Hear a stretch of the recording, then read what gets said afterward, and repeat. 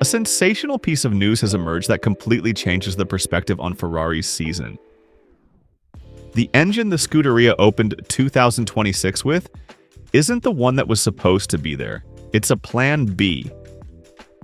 Zimmermann's original project failed, and at Maranello they had to scramble to find a solution at the last minute. But pay attention, this isn't negative news at all as it might seem. Because meanwhile, a completely new engine is already running on the test bench, Gualtieri's engine, which could debut as early as between Belgium and Monza.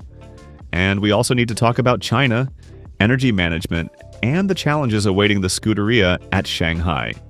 Let's start from the truth that Maranello has never proclaimed out loud, but that those who follow the prancing horse closely know well. The thermal part of the current engine is an adaptation of the one used in 2025.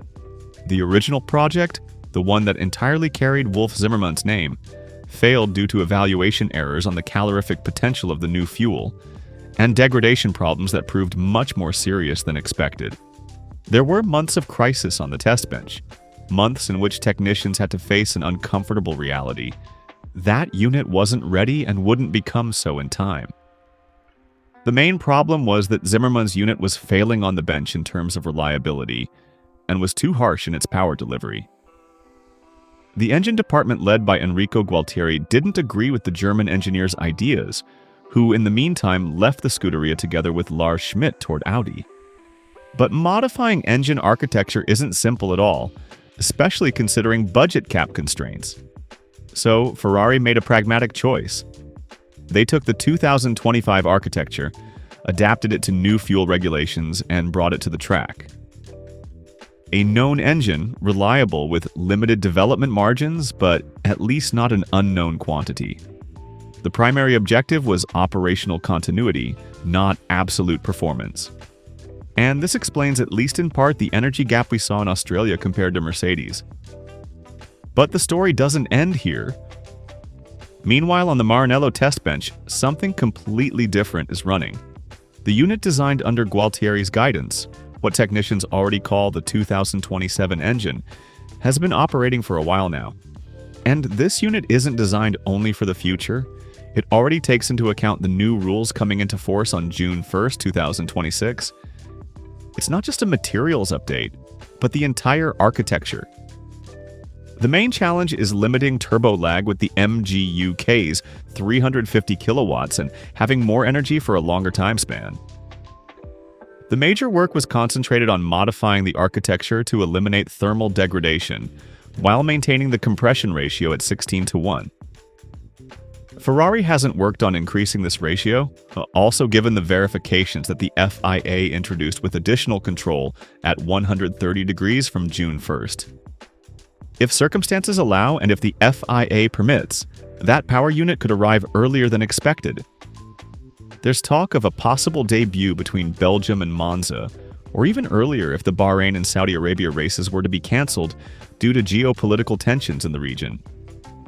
It's not a certainty, but it's a concrete possibility that could fundamentally change the championship's fate and tilt the balance of power. Here comes into play one of the most powerful regulatory tools of the new technical cycle, the ADUO, meaning Additional Development and Upgrade Opportunities. The FIA studies the thermal engine's torque at different periods during the season to assess competitive balance. Whoever finds themselves below 24% compared to the best power unit receives 2 extra updates. One in the current year, one in the following year. In odd years, they intervene on the thermal engine, and even years on the electric system. In practice, an almost completely new power unit, delivered legitimately through the regulations. It's a performance balance disguised as a technical rule, and it's extremely powerful. But attention, getting in won't be automatic. Mercedes will hardly hide to the point of losing 2 updates, but they could play with thermal mappings using something less aggressive in the moments when the FIA measures, so as to keep the group of engine suppliers closer together and prevent rivals from receiving free advantages. From data analyzed at Maranello, a very interesting detail emerged about the SF26. In qualifying, Ferrari struggles more to manage electric energy on straights because it must be used from 100% to 0 during the lap. It all must be used. While in the race, the Scuderia manages to handle energy better, have a better pace, and manage tires better too, because they don't arrive at the bare minimum at the end of the lap. It's a substantial difference compared to Mercedes, which instead manages energy better over a single lap. It's an important detail also underlined by Vasseur. Lando Norris declared that Ferrari currently has the best car on the grid, and that what makes the difference in Mercedes' favor is precisely power unit performance. In Australia, Leclerc and Hamilton gave a full 35 seconds to Norris's McLaren, demonstrating that the SF26 chassis is a true masterpiece. For Ferrari, China isn't just a race, it's a fundamental test. Melbourne gave partial answers. The chassis is competitive, but energy management must improve, and qualifying is penalized by battery consumption that's probably too rapid. Vasseur himself indicated Shanghai as a proving ground, citing the more intense braking compared to Albert Park as a favorable element for recharge management. The Shanghai International Circuit combines long variable radius corners with demanding braking zones and one of the championship's longest straights, exceeding 1.3 kilometers. The track was completely resurfaced in August 2024. The new surface significantly increased grip, but generated graining especially on the front axle in 2025, becoming a limiting factor especially during the sprint race. Pay attention that whoever suffered most from graining in Australia could suffer even more in China. Mercedes-powered teams could suffer, especially McLaren, which struggled greatly with front axle management.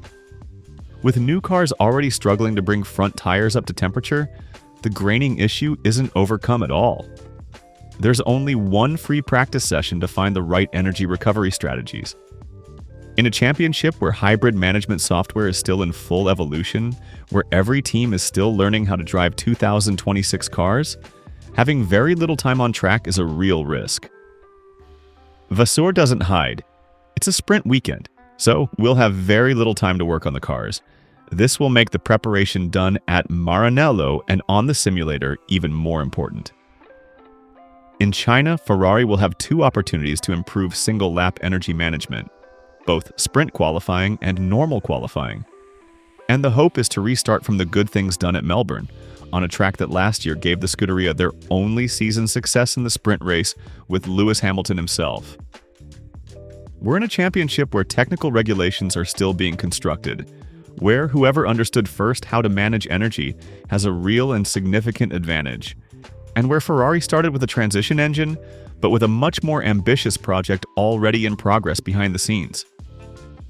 The Gualtieri engine could change everything in the second half of the season once it arrives. The new power unit will make a big difference not only in top speed stretches, but also in acceleration out of corners. The hunt for Mercedes is officially open, and Maranello has an ace up their sleeve that nobody expected.